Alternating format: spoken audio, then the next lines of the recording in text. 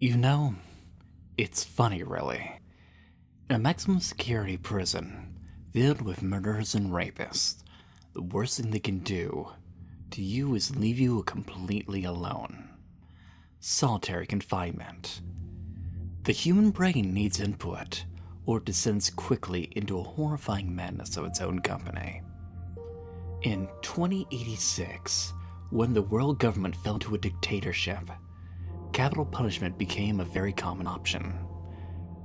However, it was solitary confinement that people feared.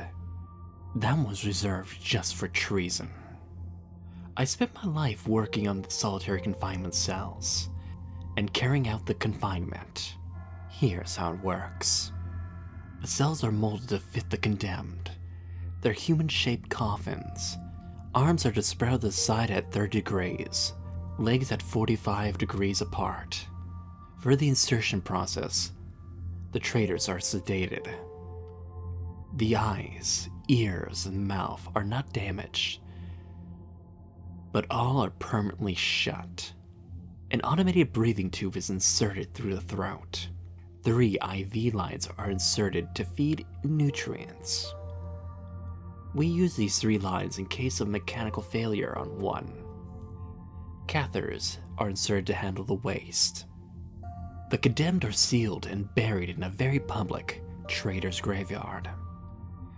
With enough autonomous supplies to last 80 years, but to be considered dead from that day. Nasty, right? Well, that has been my job for the last 20 years. I am pretty numb to the idea of it. 1 person a day entered the traitor's graveyard. That was so the condemned person could be featured on the evening news, along with frenzied begging for a pardon. It hasn't caused me distress in many years. That was until last week, when I was convicted of treason. I really can't argue. I'm guilty. But after seeing these things I've seen, it is surprising I turned to be a murderer. This regime needs to be brought down. This barbaric practice of solitary confinement needs to end now. But it'll take a better man than me to achieve that. Today, I woke up from sedation. My eyes and mouth sealed shut. Deafening silence and dazzling darkness greet my panicked brain.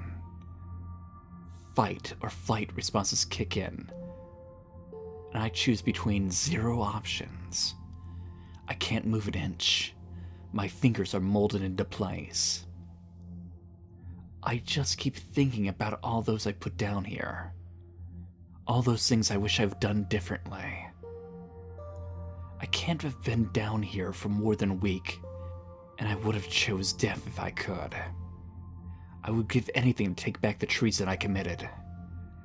The 7,000 people I killed. I did it only to save others from untold suffering. I did it while they were sedated. A syringe of air into their veins to cause cardiac arrest. 1 murder for every day for 20 years. It's just me alive down here, living the life of a traitor.